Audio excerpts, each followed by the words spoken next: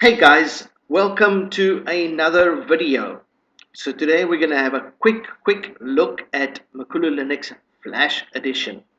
Okay, so just to get the obvious out of the way, it is running on the Ubuntu Bionic repos, which means it has a life cycle of well, about 3 years, 2023, can be extended up to 2028. It's also running kernel 5.3.0. It is a 64-bit architecture, 32-bit is supported. However, you will need a 64-bit CPU to run.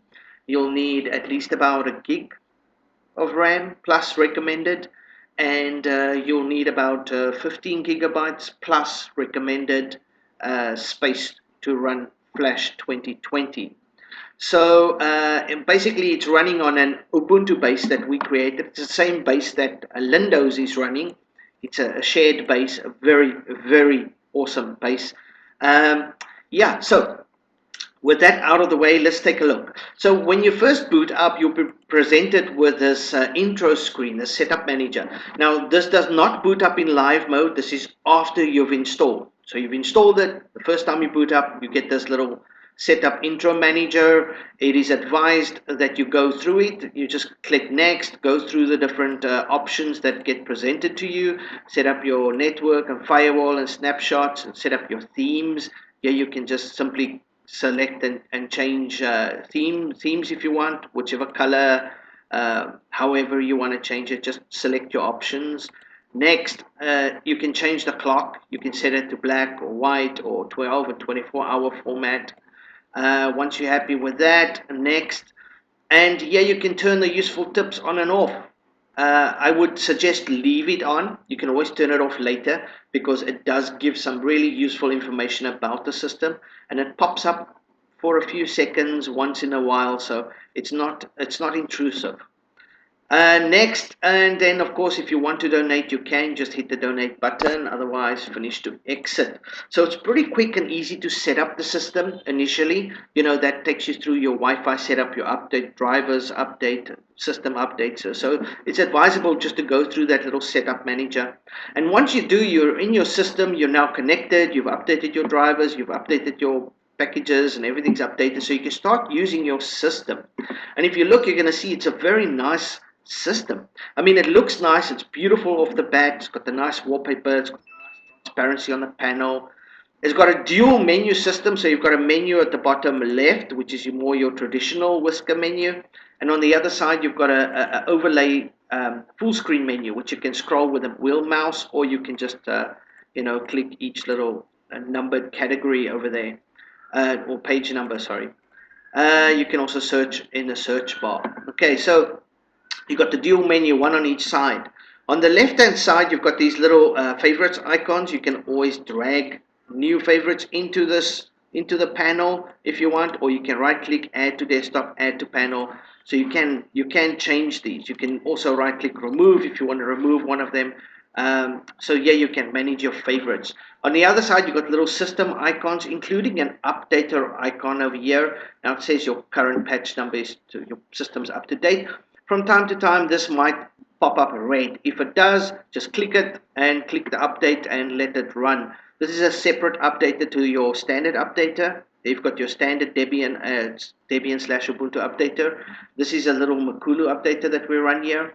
So don't worry about it too much. Just if you see it with a little red icon, just click it and patch, and it will do what it does. All automated. It's all automated. Don't worry about it. So yeah, something I want to point out quickly. If you right click on the desktop, just anywhere you right click, you've got some shortcuts here that are important. Number one, you can change wallpapers. You don't have to go to the bottom panel or to your menu to change wallpapers.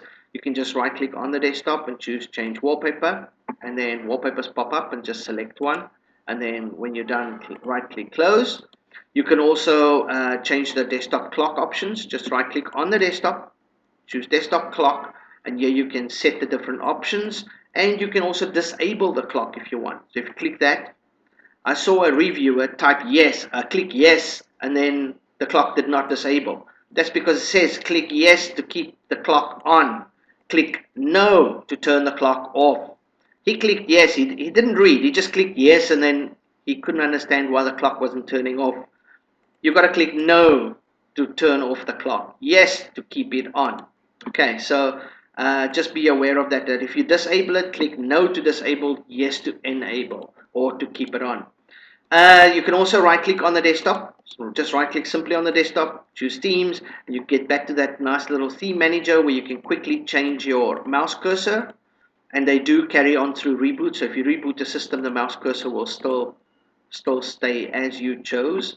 You can also quickly change the color theme of your whole theme, color variant of the theme. You've got 24 colors to choose from. It will change, well, pretty much everything, including the icon. So if you open up, you'll see that everything's changed. The theme, everything. Well, everything. Everything's changed. So you've got a nice variation, including some dark colors. You've got 3 dark colors here, red, blue, and white, with a dark background. So we've got 3 dark variants, and then of course all the light variants. So just select the color, and that's it. If you want to enable 3D, it's also done on the same screen there. Same. So you just right click, themes and 3D. You just click on 3D on, off. No to turn it off or keep it off. Yes to turn it on or keep it on. It says there. So yes, we'll turn it on. And now you'll have some conky effects, wobbly windows, all nice and great. And of course you'll have now the cube, so you've got the whole conky emerald thing going, some nice borders. If you maximize this, you'll see that now there's a lot of transparency. So also the menus, when they pop up, you'll see a nice glow. It almost looks like they're a layer on top of your desktop. So to turn the 3D off again, just open that, choose that one, and then say no. Now it turns off. So that's an on-off switch. Very easy. If you do turn on 3D, let's go here to the settings manager quickly. Settings manager. You'll see in the settings manager, you've got Windows Manager and Window Manager tweaks and workspaces. Those 3 over there. Okay. But if you turn on 3D, and you go now to the settings manager, you'll notice that that is all gone. The Windows Manager tweaks, and the workspaces are gone. Instead, you've now got the Compass Windows Settings Manager, which is that little 3D. This is Compass. And you got Emerald Theme Manager, which is your border manager for Compass. So those 2 replace the others that have been removed, and it's integrated into the system. Now, if you disable it again, turn off. No to turn off. And you go back to Settings Manager. You'll now notice those Compass is gone, Emerald is gone, and back is Windows Theme Manager, Window Manager tweaks and workspaces. That's all back again. So very nicely, the Compass and / Emerald 3D animations, everything's integrated into the system, works flawlessly. Something else to notice here in Settings Manager is that, okay, you can also access the 3 themes and 3D here. You can access your backgrounds here, and that little useful tip that pops up. You'll see it will pop up every maybe 30-40 minutes. You'll get some little tip that pops up. It's non-intrusive. However, you can turn it off over here. In your C panel, you can just go there to useful tips, and you can enable or disable it. Simply click the button, and it will pop up and ask, do you want to disable or enable it? So very nice. The software manager that we use is the GNOME Software Center. So just hold on, this might take a while. There we go. There's a little useful tip. Follow us at MakuluLinux.com. That's it, and it goes away. You see, VirtualBox. Sorry, that's why this might be a little sluggish, and it's the first time I actually boot into it, so it's going to load it up. But did you see the little tip? It popped up there. It says you can follow us at www.MakuluLinux.com. Now, not all of the tips are spam URLs. Some tips will actually tell you about the system. We have to sort of balance it. So you'll get some tips that will tell you, if you right click, do this. There's a shortcut to do this. So there will be some useful tips, but there will also be tips that tell you if you want to follow us, here, or if you want, you can subscribe on YouTube. We've got some tips about how to, get us on chat and so forth as well. But as you can see, it's non-intrusive. It pops up, and a few seconds later, it's gone. So it's really not very intrusive. So the software center is GNOME Software Center, very easy to use, very nice and comfortable. App Grid is also included. There we go, App Grid. So if you prefer App Grid, it's another software center. And of course, we have Synaptic Package Manager that's also included. There we go, Synaptic Package Manager. I would also recommend that you open up software sources and select your closest source, your closest repo to you. The top one you can leave, that's by far the fastest mirror, I think. But the Bionic base, you may want to set that close to your location to speed up updates. And that's pretty much it. I don't want to talk too much about Flash. I want you guys to have fun discovering things on your own. I just wanted to point out these shortcuts. Everybody seems to miss them, especially these three.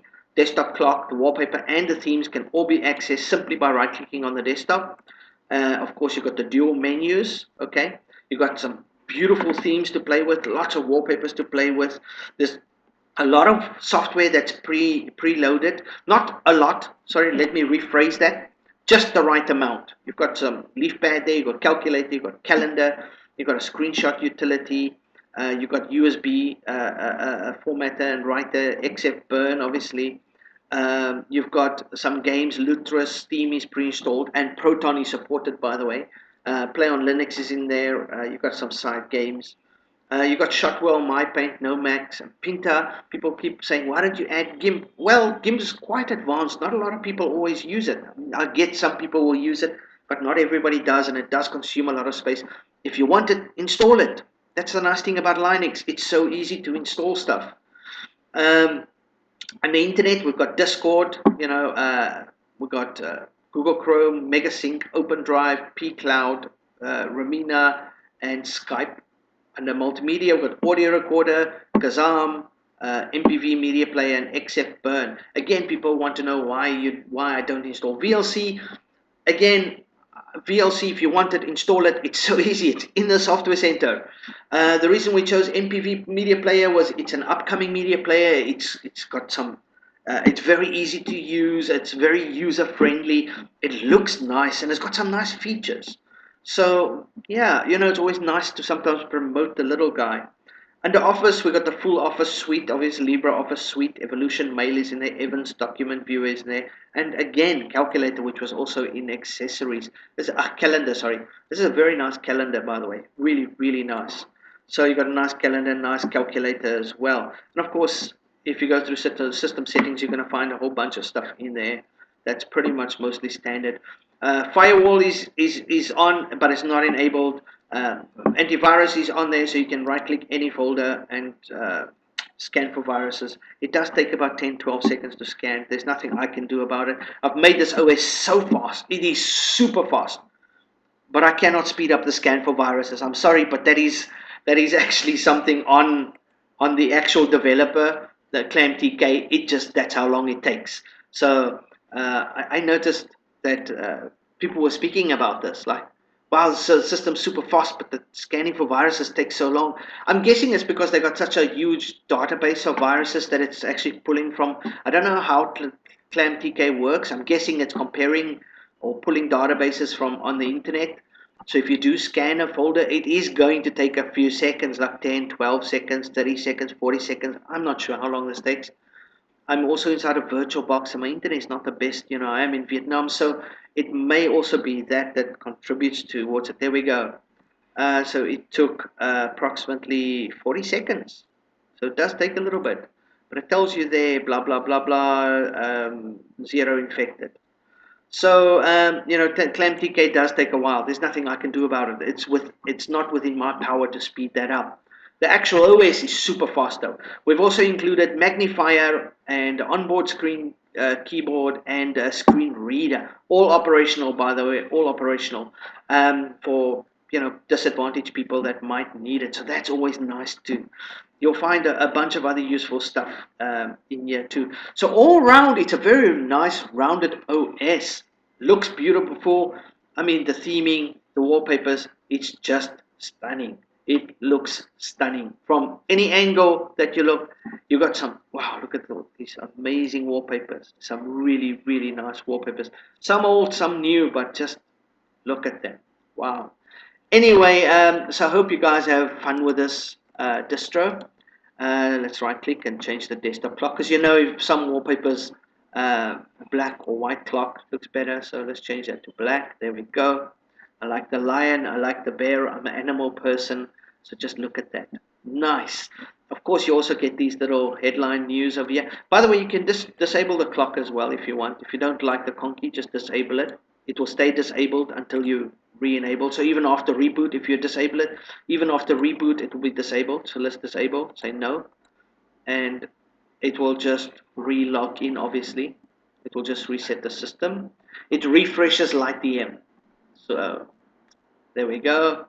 Refreshes light DM, and up we go. Takes a few seconds, and now your clock is disabled. Okay, you want to enable it again? Really easy. Go to desktop clock, enable, yes, re-enable it, no to disable, yes to re-enable. I'm inside a VirtualBox, so this does take a second. On actual hardware, it's much faster. But even now, even in VirtualBox, it doesn't take very long. Now just wait about 30 or 40 seconds and the clock will pop up again. It does take a few seconds. I think it's on a 30-second timer. I think, if I remember correct, it was a 30-second timer. So within about 30 seconds or so, give or take, you should see it. There we go. There it pops up. So the clock is back, the conky clock. So very easy to use. Everything just works. I want you guys to really enjoy the system. And do remember that we've had a tough year, a really, really tough year.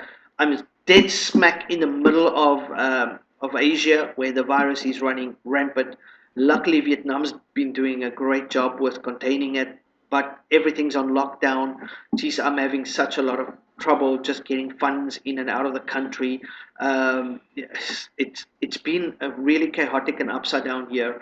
Funding the project has been very, very difficult. So if you guys can help donate to the project, we would really appreciate it. I'm trying to get a cash flow going for the project this year. I'm really trying very hard. This is why I'm putting in the hard work, putting out distro after distro. We've got some more on the way. We really do appreciate the support. Anything that you guys can throw our way, a couple of bucks, really nice. We would appreciate that. If you guys want to become Patreons, even better. So you can find it on our website or on the donate. If you open up donate there, you'll see there, become a member. You can become a member. You get a couple of perks. So yeah, we would really appreciate some support from the community, financial support. Um, it would be nice. Anyway, that's it from me. I hope you guys really enjoy running MakuluLinux Flash 2020. And yeah, look forward to some more releases in the future. This is going to be an awesome year for MakuluLinux. Chat to you guys soon. Cheers.